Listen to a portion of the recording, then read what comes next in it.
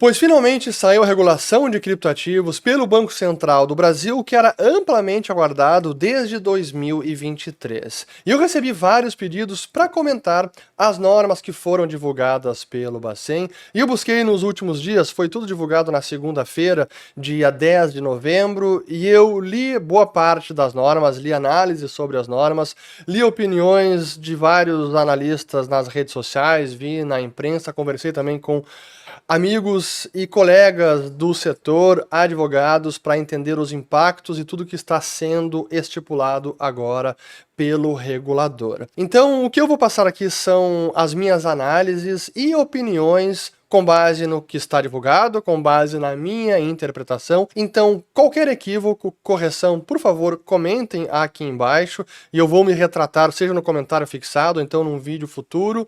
Mas se caso eu tenha entendido errado uma norma ou a consequência não é essa, enfim, por favor, comentem aqui embaixo, porque eu quero trazer informação para os usuários, para os entusiastas, para o setor e até para o próprio Banco Central do Brasil. Sei que tenho algumas pessoas que me assistem lá do Banco Central do Brasil, então até compartilhe, se você tem algum conhecido, amigo, colega, compartilhe, seria importante que esse vídeo também chegasse aos ouvidos aí do Banco Central do Brasil, porque algumas coisas precisam sim ser corrigidas, na minha humilde opinião. Dito tudo isso, eu gostaria de resumir essa regulação da seguinte maneira. Não dá pra gente ser ingênuo e achar que a regulação é apenas para proteger usuários, regular o setor, que não era nada regulado, uma espécie de velho oeste, já não era isso há muito tempo. Na verdade, toda regulação, e essa inclusive, é sobre mais controle. E no caso da regulação de criptoativos, é mais controle sobre o setor, as empresas, os usuários, as atividades no setor de criptoativos no Brasil. Mas ela vai além, porque ela também busca trazer controle macroeconômico. Talvez não seja esse o objetivo explícito nas normas, mas sim será as consequências, porque acaba criando uma espécie de circuito fechado para controlar muito bem a movimentação de capitais internacionalmente. Então, na prática, é o que está acontecendo, eu quero mostrar aqui para vocês. Mas eu preciso, esse é apenas o resumo do resumo, tem muita coisa para falar. Eu fiz aqui várias anotações porque eu quero ser bem rigoroso e cuidadoso nas palavras. E eu preciso primeiro fazer um preâmbulo aqui.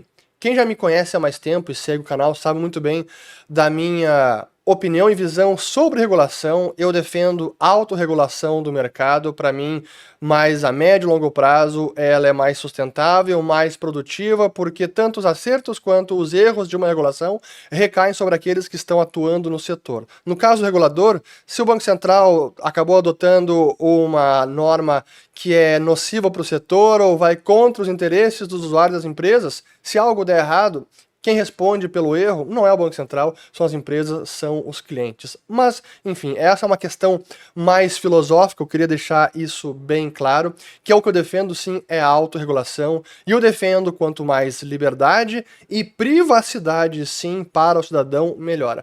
Essas, para mim, são as bandeiras principais. Agora, nós não vivemos neste mundo libertário da cabeça do Ulrich. Eu sei muito bem que como funciona a nossa economia internacional, então sei dos papéis que desempenham várias instituições do Brasil, a CVM, outros órgãos reguladores e o próprio Banco Central, então não dá pra gente ignorar a realidade em que nós vivemos.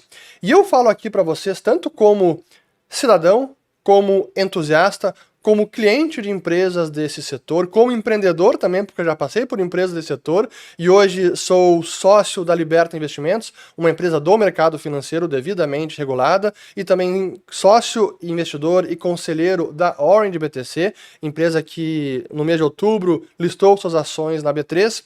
Então eu digo isso porque eu tenho algum conhecimento já, até por estar estudando desde 2013, o Bitcoin e depois o restante dos criptoativos. Eu pude, ao longo desses últimos anos, interagir com vários players do setor, tanto os usuários, entusiastas, as empresas, assim como órgãos reguladores. Já falei com o CVM, já falei com o Banco Central, já falei com o Anbima, com o ENCLA, que é aquele órgão que trata de lavagem de dinheiro, financiamento do terrorismo, e reúne vários órgãos oficiais e estatais do Brasil. Enfim, já tive até no Congresso brasileiro, lá em 2017, numa audiência pública, para debater Bitcoin, criptativos, e um dos PLs que deu origem à regulação atual. Então acho que eu posso aportar nesse debate. E é que a gente precisa, feito este preâmbulo, né, qual era a situação até o momento? O PL 2303 de 2015, que era de autoria original do deputado Áureo, se eu não estou enganado, ele finalmente foi aprovado em 2022, e a partir de 23, já com Lula na presidência, o PL estabelecia que o executivo tinha que indicar o regulador para o setor. Lula indicou o Banco Central, como já era amplamente esperado, e o Banco Central precisava, então, regular o setor e divulgar quais seriam as normas. Felizmente, e aí mérito do Banco Central, fez muito bem, ele realizou algumas consultas públicas ao longo dos últimos 18 meses, e por meio dessas várias consultas, ele também tornou público várias das propostas que ele estava pensando, elas foram comentadas, foram criticadas, e várias foram atendidas, isso é importante também, vale notar, e mais uma vez, parabéns ao Banco Central por ter escutado as críticas e os comentários do setor. E finalmente, então, temos agora as normas divulgadas, foram 3 normas, a 519, 520 e 521, e que basicamente está criando uma licença para as empresas prestadoras de serviços de ativos com ativos virtuais e enquadrando essas empresas na legislação já existente para o mercado financeiro como um todo, mercado de câmbio, enfim, lá tem todos os detalhes. E também estabelecendo no mercado de câmbio especialmente toda a quantidade de informações que as empresas do setor precisam guardar nos seus servidores, nas suas bases de dados, e também reportar algumas dessas para o Banco Central, e eu vou falar sobre isso. E uma última nota antes de mostrar aqui a regulação, os principais dispositivos, é importante também entender o contexto atual em que o Banco Central divulgou essa norma, em que houve vários hacks de Pix nas últimas semanas e meses, nem sei mais quantos, já perdi a conta, no mínimo 5 ocorreram, mais o problema das bets legais, fraude no sistema financeiro, enfim. Então esse também era o ambiente em que o regulador estava inserido, e em meio a tudo isso ele agora trouxe normativas para o setor de cripto. Pois bem, então aqui temos, até eu vou usar uma apresentação do Banco Central que foi utilizada na segunda-feira. Eu não vou passar por toda ela, eu quero apenas mostrar o panorama geral, depois mostrar uma notícia do valor com os principais pontos. Então o que o Banco Central está regulando? Prestação de serviços de ativos virtuais, autorização para prestar serviços de ativos virtuais, ativos virtuais no mercado de câmbio, então atividades com ativos virtuais que tocam o mercado de câmbio, e atividades com ativos virtuais em capitais internacionais. Em essência, são essas atividades, são essas empresas, é nesse setor ou para esse serviço de ativos virtuais que o Banco Central está regulando. E aqui temos a notícia do Valor Econômico, que destacou os principais pontos. Eu vou ler aqui porque vale a pena, mas é bem curtinho, então vamos lá. O Banco Central publicou a tão aguardada regulamentação das criptomoedas, dando validade e detalhamento ao que estava previsto desde 2022 no marco legal do setor. Entre uma série de regras, a autoridade monetária estabeleceu a criação da licença de sociedades prestadoras de serviços de ativos virtuais, SPSAVS, necessária para uma empresa operar no país, e inclui criptativos formalmente no mercado de câmbio.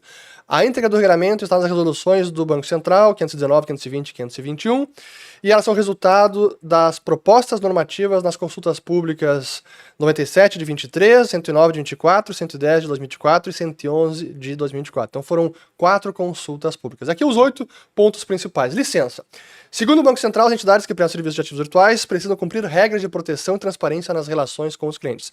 Prevenção à lavagem de dinheiro e ao financiamento do terrorismo, requisitos de governança, segurança, controles internos, prestação de informações, entre outras obrigações e responsabilidades. Aqui, claro que já era esperado que isso acontecesse, mas é importante lembrar que várias das empresas que já atuam no setor, por exigência própria, por segurança do próprio negócio, para se precaver, a maior parte delas, se não a totalidade, já adota essas práticas de conhecer seu cliente, prevenção, lavagem de dinheiro há muito tempo. Agora o Banco Central está efetivamente colocando em normativo o que já era uma prática para boa parte do setor. Mas enfim, sigamos.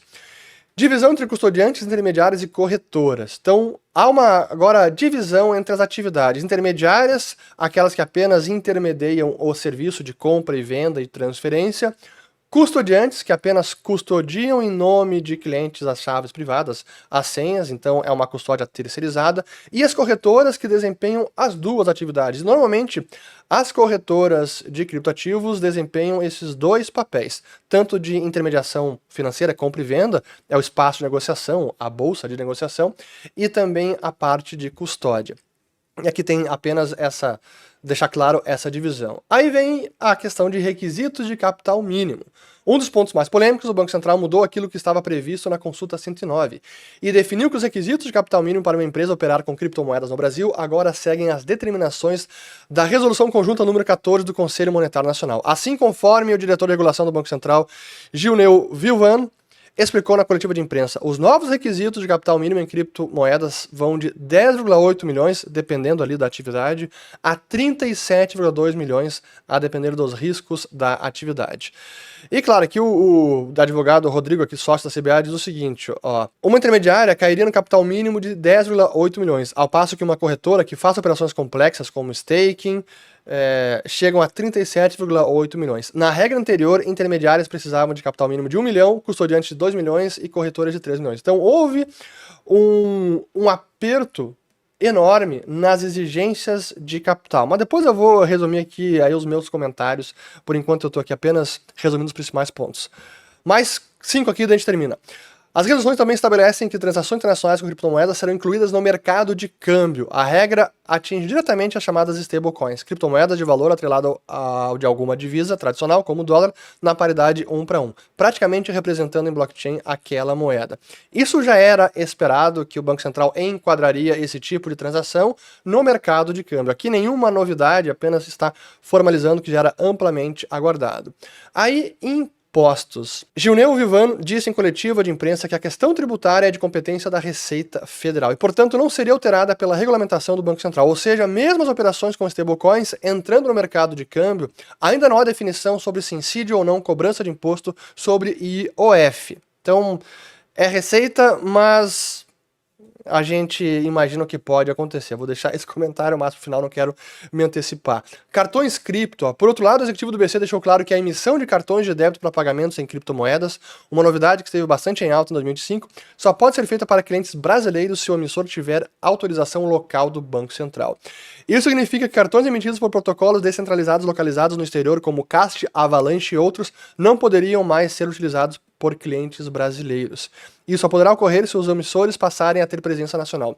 Eu não entendi quando isso cairia ou quando essas empresas teriam de limite para se adequar. Não sei se é a data que está ali. Já vou colocar também aqui a data, mas enfim, aguardemos. Segregação patrimonial. O Banco Central decidiu ainda que as empresas que atuam com criptoativos devem separar o patrimônio próprio daquele que custodiam para os clientes. Isso prevê contas individualizadas para cada usuário, de modo que a empresa não pode jogar todo o dinheiro captado em uma conta só e apenas mostrar saldos diferentes para cada cliente.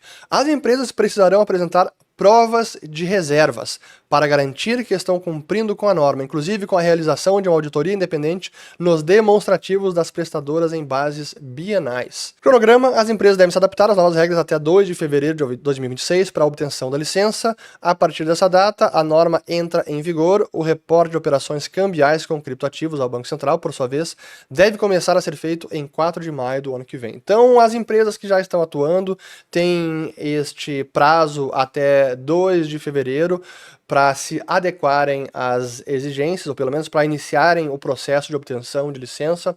Claro que qualquer um que está no setor deve conversar com seus advogados para entender exatamente como que as normas vão impactar o seu negócio. Então este é o resumo do que foi divulgado até o momento pelo Bacen. E quais são os pontos positivos dessa nova regulação do Banco Central? O primeiro deles, eu diria, é que acaba de uma vez por todas esse estigma de setor não regulado, coisa que nós escutamos bastante nos últimos anos. Eu diria que até agora é um dos setores mais regulados da economia brasileira e do mercado financeiro. Isso por si só ajuda a trazer mais confiança, especialmente para os clientes que não conhecem tanto da indústria, A exigência de capital vai nessa direção, impede qualquer aventureiro de fundo de quintal crie uma empresa e atraia recursos de clientes que não têm tanto conhecimento. Então, é um ponto positivo. A segregação patrimonial também é uma regra que possivelmente teria evitado um caso como o da FTX, a FTX do Sam Bankman-Fried, que operava nas Bahamas e nos Estados Unidos. Prova de reservas, também outra exigência importante, provar que as exchanges têm as reservas dos ativos digitais que estão custodiando em nome dos clientes. E por fim, que é preciso mencionar, estressar este ponto, que o Banco Central escutou as críticas que aconteceram na consulta pública e a autocustódia está garantida. Caiu aquela ideia de proibir transferência de stablecoins para uma carteira autocustodiada. Então, sim, isso se mantém. Se você quiser transferir da sua corretora para uma carteira sua, seja Bitcoin, USDC, USDT, não importa, você é livre e tem o direito de fazer. Então, isso é uma ótima notícia. Que bom que o Banco Central ouviu. Agora, alguns pontos de atenção, até regras que eu classificaria como ruins. Não há nenhuma taxonomia sobre os criptoativos, não há distinção entre o Bitcoin e os demais ativos digitais. Talvez isso seja um capricho meu, mas gostaria de ver alguma diferenciação pela regulação do Banco Central. E também acredito que falta entender como a CVM entraria nessa regulação. Vejo que falta mais detalhamento. Mas enfim, a questão do capital mínimo exigido. Se por um lado traz segurança para o cliente, que não é qualquer um que vai entrar nesse mercado, precisa de fundos para abrir uma empresa, por outro, coloca a barra muito alta e inviabiliza a entrada de novos concorrentes, especialmente aqueles com menor capital. Então eu diria que é um desincentivo à inovação, à concorrência do setor, protege sim os incumbentes, daqui a pouco será apenas os grandes bancos, instituições financeiras que estão atuando na indústria. Então, se por um lado protege o cliente, por outro, inviabiliza mais concorrência para o setor. E o próprio custo regulatório de atender todas essas exigências. A quantidade de bancos de dados, informações que precisam ser armazenadas e várias reportadas para o Banco Central, tudo isso também tem custo de software, de programação, de servidores, de pessoas, departamentos, enfim, isso recai um custo sobre o empreendedor do setor, que em alguns casos pode inviabilizar. E como já é óbvio, o Banco Central agora tem muito mais ingerência sobre o setor, inclusive numa das normas ele coloca ali os requisitos mínimos para listagem de um criptoativo nas plataformas das corretoras, pode inclusive suspender a negociação de algum ativo em corretoras, então... Mas é o ônus de agora um setor regulado pelo Banco Central. O que nos traz finalmente aos aspectos bem negativos e perigosos para os usuários, porque enquadra muita coisa no mercado de câmbio com todas as exigências de reporte, de controle, de registro de informações. Isso por si só já abre a margem para a cobrança de impostos, como o IOF, não é algo da alçada do Banco Central, mas enfim, estando lá todo o reporte de informação, isso se torna muito mais fácil. Mas mais do que isso, entra aquele viés de controle de capital, de controlar exatamente o que entra e sai do Brasil com ativos digitais por meio dessas exigências todas. Na prática, o que eles estão querendo, a consequência da regulação, é fazer com que o setor esteja circunscrito às nossas fronteiras para inviabilizar ou desincentivar a saída e entrada de capitais por meio dos criptoativos. Inclusive, é o que expressamente diz aqui o artigo 91, porque está proibindo as empresas desse setor de se relacionarem com empresas desse setor no estrangeiro, se estas não estiverem autorizadas pelo Banco Central do Brasil. Artigo 91 da norma 520. É vedado a partir de 30 de outubro de 2026 às instituições financeiras, as instituições de pagamento e as demais instituições autorizadas a funcionar pelo Banco Central do Brasil realizar ou viabilizar operações no mercado de ativos virtuais que tenham como contrapartes entidades que prestem serviços de ativos virtuais e não estejam autorizadas ou em processo de autorização a funcionar no país por essa autarquia, exceto nas formas expressamente autorizadas nesta resolução. Ou seja, Uma empresa do setor, uma corretora aqui, que decide terceirizar a tarefa de custódia para uma empresa estrangeira, se essa empresa estrangeira não tiver autorização do Banco Central, a empresa brasileira, a corretora brasileira, não pode usar esse serviço. Mas não é apenas as empresas de ativos virtuais, instituições financeiras. Então, um banco brasileiro também não poderia ter relações com essas empresas de ativos virtuais no exterior se elas não estiverem autorizadas pelo Brasil. O que nos traz a uma possibilidade que me parece cada vez mais clara, que um cliente brasileiro que não quiser usar as exchanges domiciliadas em território nacional e queiram usar uma no exterior, precisaria fazer remessa para a exchange no exterior e precisa passar por um banco, mas se este banco brasileiro não pode ter relacionamento com essa exchange no exterior, o banco não poderia fazer o câmbio, então o cliente brasileiro agora está proibido efetivamente de usar uma exchange no exterior. É disso que se trata esse artigo?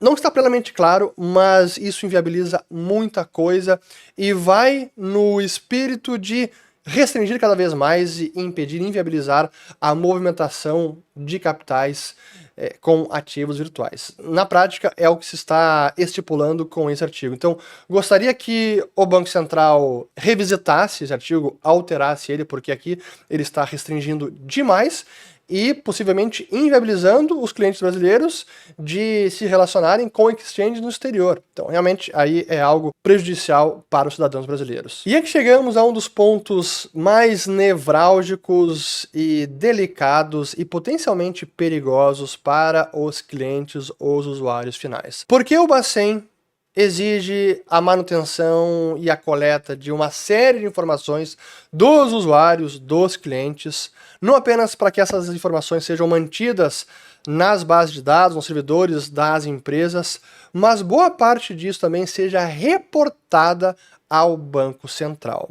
E teve uma aqui que até foi muito criticada nas redes sociais, em que o Banco Central estaria inclusive exigindo informar o endereço do cliente da carteira autocustodiada, então a conta final do cliente, numa carteira autocustodiada.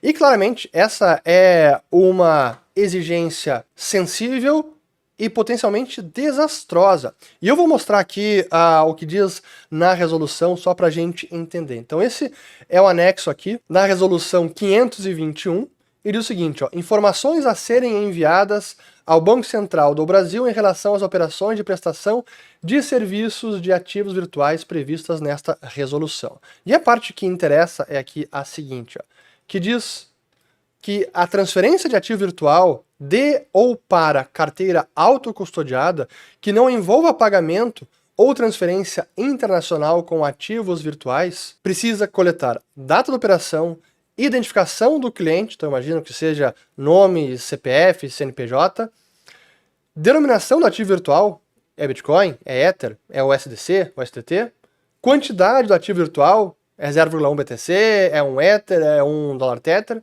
valor de referência em reais da unidade ativo virtual na data da operação, então o preço do Bitcoin ou do ativo virtual naquele momento, identificação do proprietário da carteira autocustodiada, é a mesma pessoa, então o nome da pessoa física ou jurídica.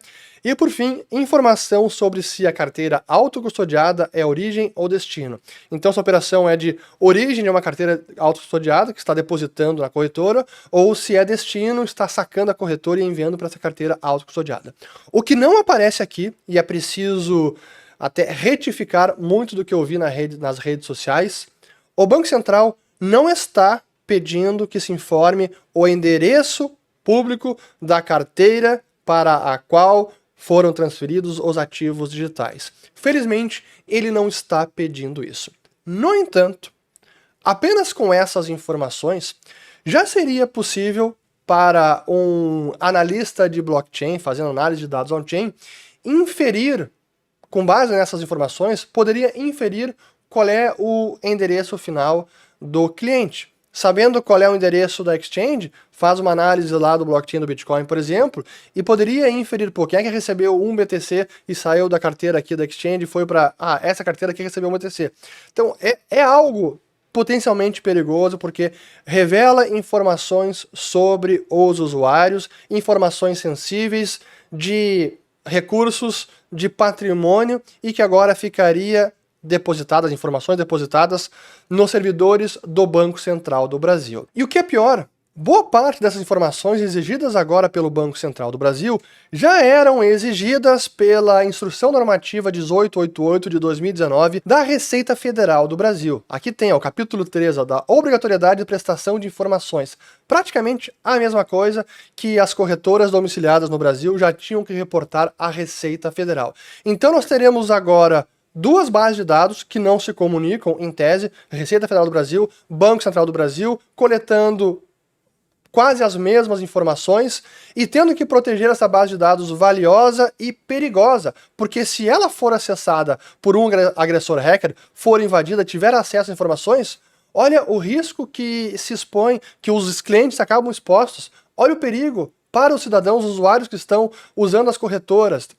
Essa, para mim, é das piores medidas dessa regulação, porque é uma invasão à privacidade e isso não protege os usuários. Essas exigências regulatórias não estão protegendo os usuários. Pelo contrário, estão expondo os usuários a um risco enorme. E riscos que nós já vimos nesses últimos tempos. Pô, já falamos dos ataques hacker do Pix. Quantos aconteceram? Mas não precisa ir tão longe, não precisa ser apenas do Pix. Tivemos recentemente aqui dados de 33 milhões de motoristas do Brasil estão expostos a criminosos. Isso foi agora reportado até no dia 11 de novembro, estou gravando dia 12, então ontem mesmo. Isso acontece de tempos em tempos.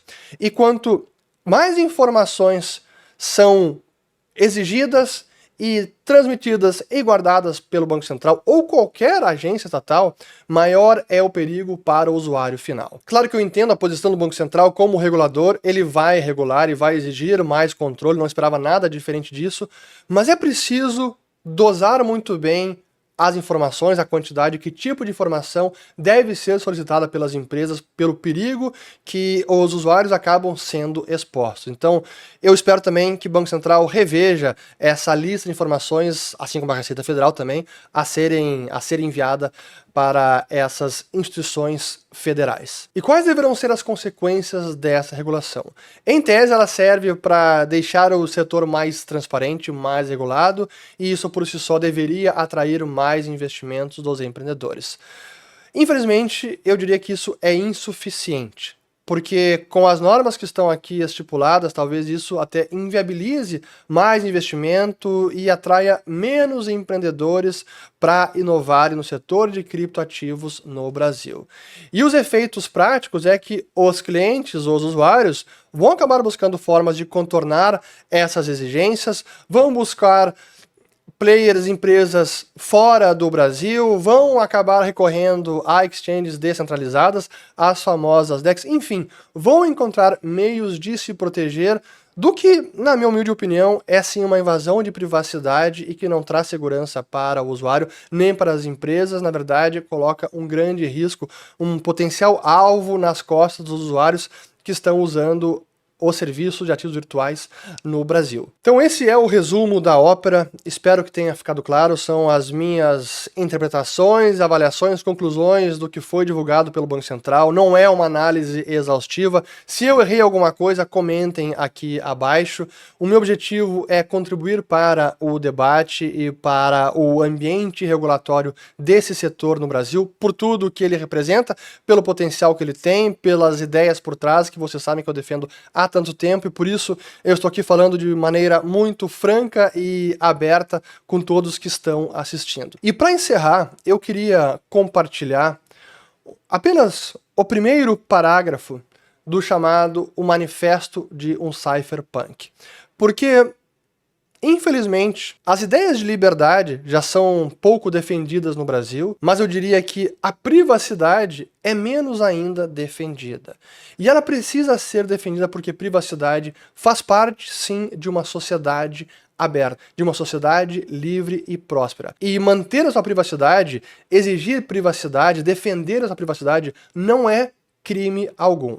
E nesse parágrafo deste manifesto pelo Eric Rios, lá de 1993, ele diz o seguinte: a privacidade é necessária para uma sociedade aberta na era eletrônica.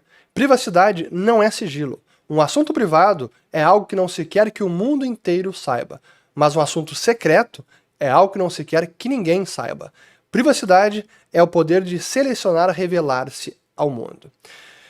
Eu espero que as pessoas estudem, entendam mais a importância de privacidade, especialmente na era digital, e eu espero contribuir para o avanço desse setor no Brasil, porque o Bitcoin, sobretudo, é uma tecnologia revolucionária, ela é fundacional e ela é muito importante, especialmente na era digital e para o indivíduo.